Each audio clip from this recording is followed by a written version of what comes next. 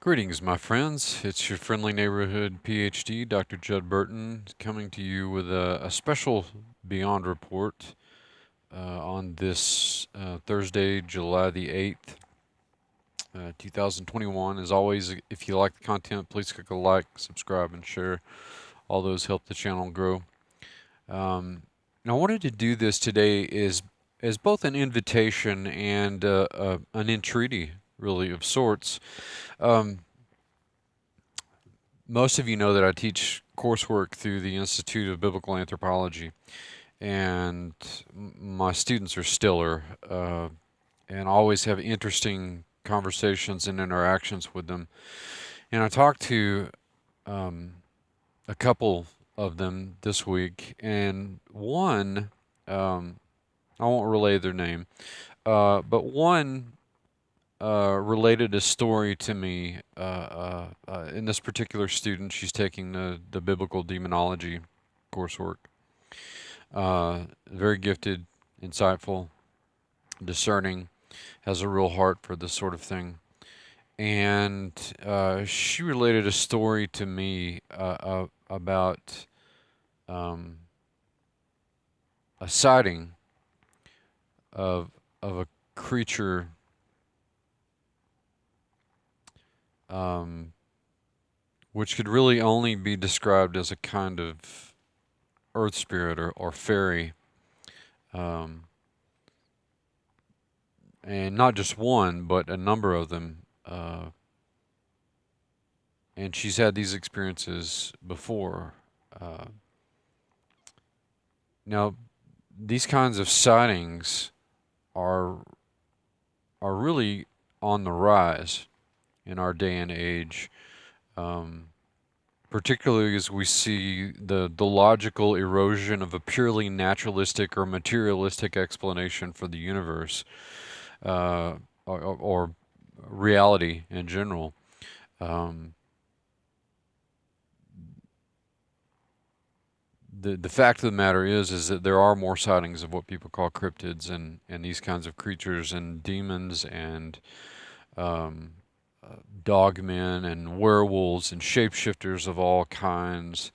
Um, that's just the fact of the matter. We live in a strange world, and um, just because it doesn't enter the realm of a person's experience, day-to-day experience, does not mean that these things don't exist and take place. Because if you're a believer, you know that we're in the midst of a cosmic struggle between good and evil, which bleeds over, visually bleeds over into our world from time to time.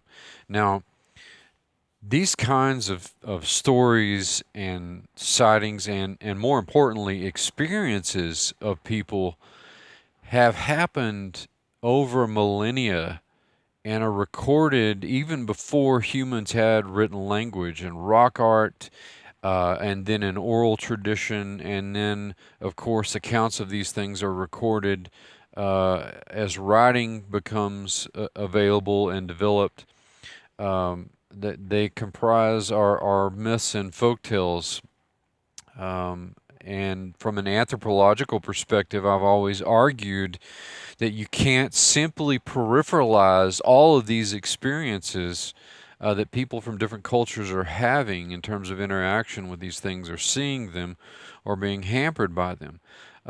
Statistically, it just doesn't make any sense to do that, to simply commodify their experiences as unreal. Again, it doesn't make any logical sense. Even if statistically some of them aren't, then there's a high likelihood that many of them are.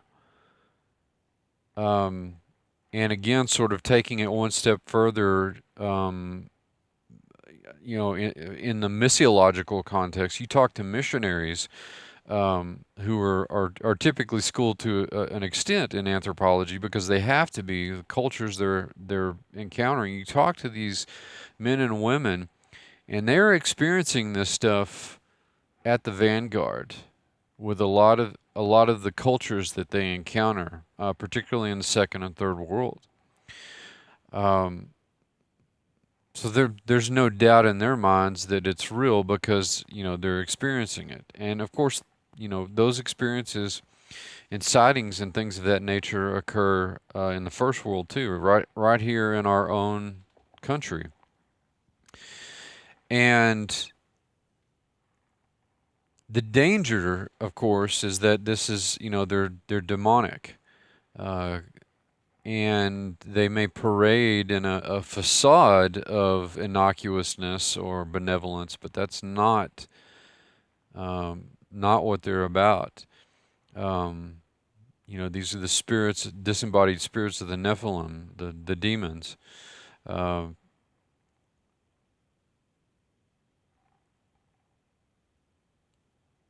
the other danger is that you're typically going to only find silence from most pulpits on these topics. In other words, not addressing them at all, much less from a biblical perspective. And the Bible certainly does give context to these kinds of sightings and creatures. One has, just off the top of my head, Isaiah 34, with a reference to the Liliths and the Shedim, the satyrs uh, of Hebrew tradition. Um, the Rephaim, the various tribes of giants would be other examples of this, and the examples go on and on. But again, most seminaries don't train ministers and preachers to talk about these sorts of things because they've reduced the background for them to a purely naturalistic explanation, as in the case for the sons of God, which were clearly angels, being the sons of Seth. That's not a linguistically tenable theory. From time to time, you may get some of this material in Bible studies and Sunday school, but even that is lacking as we see a decline in biblical literacy. So, what is it that I'm getting at here? Well, as I said, many of you know that I teach classes through the Institute of Biblical Anthropology. And this is not something that I do just to sustain myself and pay the bills.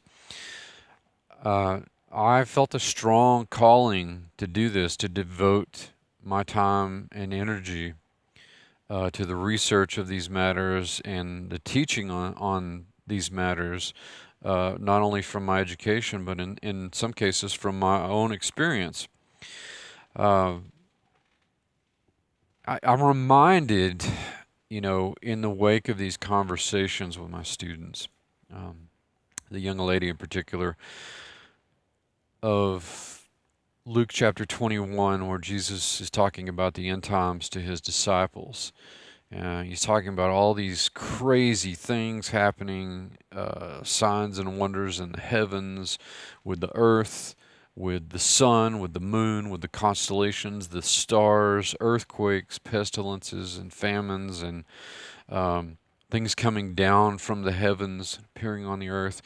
And when you get to verse 26 in chapter 21, Jesus says that men's hearts will fail them for fear of the things that are coming on the earth.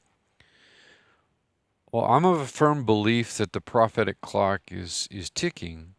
I'm not a date setter, but I think that these things are being seen and experienced in more abundance. And a lot of people in the church, and I'm talking about the ecclesia, the body of Christ, regardless of denomination. But I think that a lot of people in the church are not going to be able to wrap their heads around this because it's it boggles the mind and certainly goes beyond what is registered in our five senses. Um, but implicit in salvation is that you subscribe to a supernatural biblical worldview, which involves God and angels and the devil and demons. And so that's why I say that this special Burton Beyond episode of Beyond is both an invitation and an entreaty. An invitation for you to study in one of the 6 certifications that I have, and also an entreaty to prayerfully consider doing so because of the things that we're beginning to see enter the realm of quantification, these strange preternatural things. And we'll be seeing more and more of them. And as a believer, how do you contextualize this stuff to a non-believer? How do we have biblically based conversations about these things? What do these kinds of sightings, what bearing do they have on our present and our future and our faith and the body of Christ in general? And so right now, for the next few days, the certifications are actually on sale for $125 each. They're 12 course modules. That's paying, 12, that's paying basically $10 and some change for each class. Compare that to the hundreds of dollars per semester hour you would be paying in a college course. And so biblical anthropology is available, which gives you a lot of context for the biblical world and the supernatural. Biblical demonology, the preternatural morphology, which deals with these kinds of sightings and creatures and what the Bible has to say about them, has become a very popular one. There are new ones, a mythology certification, which also has bearing on what I've been talking about today, and the new ancient Near Eastern civilization and Mediterranean civilization certifications that give you more historical background on the biblical world. As I say, these are available for $125 each, and if you are so prompted and feel led to do so after praying about it and thinking about it, you can register very quickly. I can get you set up very quickly. And so again, this is a friendly invitation to take one of these certifications at the Institute of Biblical Anthropology online. You have conference with me, communication with me about these subjects, reading material. It's interactive, and it's also an entreaty because I think that these topics are not only pertinent, but they're going to become even more so in the weeks, months, years to come as we see more and more of this in the world. And so again, thank you for your support. Thank you for your prayers. And thank you for continuing to watch and support the work that I'm doing. Much more to come.